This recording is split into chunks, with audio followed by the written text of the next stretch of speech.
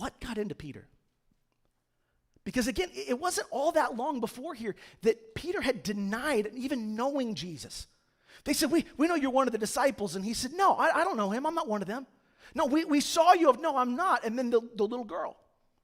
No, I saw you. And then he cursed her out with a curse. He denies Jesus with a curse.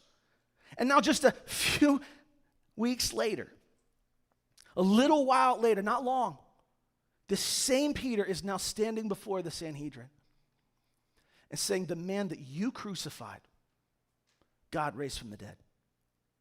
He is the chief cornerstone. He's the one that all of Scripture was pointing toward.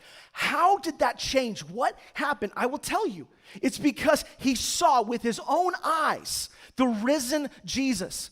He saw with his own eyes the person that he had seen die, the person that they had buried. He saw with his own eyes Jesus show up and begin speaking to them. He touched his hands. He touched his side. Peter was able to see with his own eyes who Jesus was. And at that point, you could no longer convince him that Jesus was not who he claimed to be.